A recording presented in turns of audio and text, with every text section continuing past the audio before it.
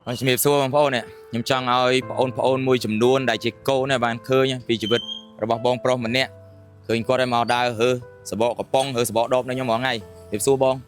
បើដើររើសបកកំប៉ុងសបកដបរាល់ថ្ងៃនោះមួយថ្ងៃរើសបានប៉ុន្មានបងថ្ងៃបាន15000បងបាន15000អីទេ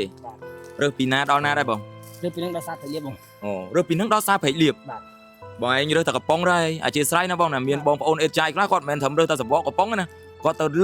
រើសអីលើសពីកំប៉ុងនឹងទៀតខ្ញុំរើសសបកកំប៉ុងបងអត់មានរើសអីលើសពីសបកកំប៉ុងណាបងណាបាទចំការគេជំរាបសួរបងដឹងអត់ក្រុមហ៊ុនហាសែនឥឡូវហ្នឹងគឺរើដំណាំងចាយ25ខែត្រង់មានចាប់ពី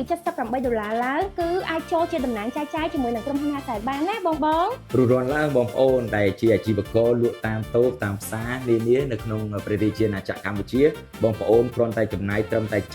$78បងប្អូនអាចយកផលិតផលរបស់ក្រុមហ៊ុនហាសែនយកទៅលក់នៅតាមតូបតាមផ្សារនានានៅក្នុងប្រទេសកម្ពុជាផងដែរ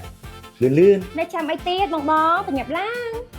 បាទចំការគេហៅឲ្យកំប៉ុងឲ្យអីចឹងទៅគេឲ្យលុយចាយដែរហ្នឹងអូពេលខ្លះទៅគេឲ្យសបកកំប៉ុងអីចឹងដែរទៅបាទគេគួយហូបមកគេទៅគេហៅឃើញជីកំទៅគេហៅឲ្យកំប៉ុងឲ្យអីទៅបើមានកូនប្រពន្ធទេបងរងថ្ងៃអត់មានហ្នឹងអត់មានទេណាបាទជីវិតអាយុប៉ុន្មានឆ្នាំនេះខ្ញុំ26ហ្នឹង26ហើយបាទដើររើសបកកំប៉ុងហ្នឹងប្រហែលឆ្នាំប្រហែលខែបងរើសហើយជា3ឆ្នាំហ្នឹង3ឆ្នាំហ៎បាទ3ឆ្នាំហ្នឹងឆ្លងកាត់រឿងរាវអីខ្លះដែរបងច្រើនណាបងធ្លាប់ត្រូវគេមើលងាយធ្លាប់ទេបងមួយថ្ងៃរើសបានត្រឹមតែ15000 15000អីទេបាទបើថ្ងៃឆ្លងឆ្នាំអីបាន3-40000ដែរបងអូបាទអញ្ចឹងមួយថ្ងៃបានត្រឹមតែ10000អីទេបាទ10000អីហ្នឹងយកទៅធ្វើអីដែរបង10000ទិញបាយហូបទិញអីបងឲ្យតែចាស់គេបងអូចុះឥឡូវបើសិនជាខ្ញុំទិញពេលវេលាបងឯងឈប់ដើររើសហ្នឹងមួយថ្ងៃមួយយប់នេះបានអត់បាទនេះខ្ញុំជូនមួយថ្ងៃ10000ណាដើម្បីឲ្យថ្ងៃឈប់រើសត្រឹមយប់ហ្នឹងដើម្បីបានទៅសម្រាប់នៅផ្ទះឲ្យបានលឿនបាទអរគុណច្រើនបាទមួយថ្ងៃតែ10000ឬក៏15000ទេឥ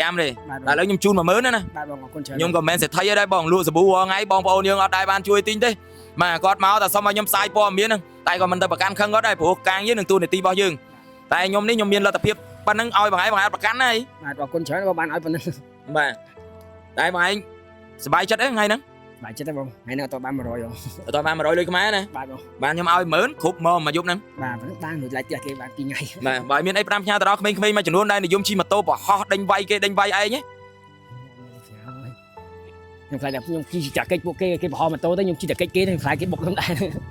បងអាសាជិះឃើញពួកក្មេងៗស្ទាវប្រហោះម៉ូតូដែរយប់ឡើងហ្នឹងឃើញដែរបងនៅតាមផ្លូវជិះ6អូជិះយប់ឡើងប្រហែលជាម៉ោង1 2ការឃើញប្រហោះម៉ូតូវិញអូខ្លាចគេដេញវាយដែរអត់ខ្លាចគេវាយខ្ញុំខ្លាចតែគេប្រហោះមកបុកជ្រុលបុកយើងគេកិច្ចទៅគៀនចៅភ័យដែរណាបងណាបាទឥឡូវហើយមានអីប្រាប់ទៅពួកក្មេងៗដើម្បីជៀសវាងការប្រហោះម៉ូតូប្រហោះចោលប្រហោះឡើងប្រយ័ត្នអនាគតទៅបាទអត់មានការងារធ្វើមកដណ្ដើមមុខរបរបងឯងខ្ញុំផ្ដាំញ៉ាតែកុំឲ្យសើផំតបវិញបងអើយម៉ែអើចំមកបាក់តាមពីទូចមកធំដល់ពេលដួលទៅគាត់បាក់គាត់មិនបាក់តែគេទេជាក់ស្ដែងទៅបងឯងមើលអត់មានពេលវេលាប្រហោះម៉ូតូទេដើរទៅរើសបកកំប៉ុងសបកដបតាមធុងសម្រាមបាទខ្ញុំតាមទៅចិត្តត្រង់បងបានប៉ុណ្ណាយកប៉ុណ្ណឹងបាទអរគុណបងជូនពរបងដើម្បីថ្ងៃមុខទៅសង្ឃឹមថាបងមានមុខរបរដែលល្អជាងនេះណាបងណាបាទប្រិមិត្តបានឃើញនេះបងប្រុសខ្ញុំឃើញគាត់មកកាយធុងសម្រាមនៅ